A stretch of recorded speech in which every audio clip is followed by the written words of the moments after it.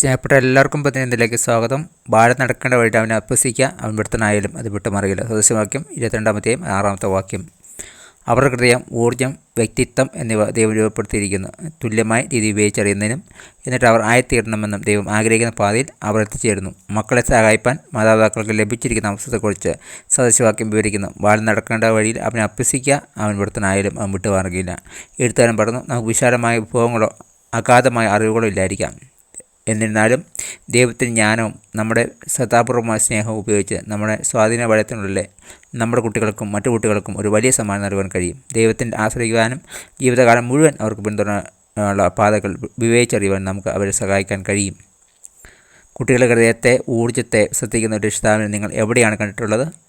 എങ്ങനെയാണ് ദൈവം തൻ്റെ ശ്രദ്ധാപൂർവ്വം വഴികൾ നിങ്ങൾക്ക് വെളിപ്പെടുത്തിയത്? പ്രാർത്ഥിക്കാം. സ്വർഗ്ഗസ്ഥനായ പിതാവേ, നല്ല മാതാപിതാക്കൾ തങ്ങളുടെ കുട്ടികളെ ശ്രദ്ധിക്കുന്നത് എങ്ങനെയെന്ന് ഞാൻ പരിഗണിക്കുമ്പോൾ അങ്ങനെയാണ് ഏറ്റവും യഥാർത്ഥ രക്ഷിതാവ് എന്നെനിക്കറിയാം. എന്നെ കാണുന്നതിനും വഴി കാട്ടുന്നതിനും നന്ദി. Thank you. God bless you. പുതിയ ദിവസം പുതിയ അനുഭവങ്ങൾ അദ്ദേഹം നിറക്കട്ടെ. God bless you in Jesus name. Amen.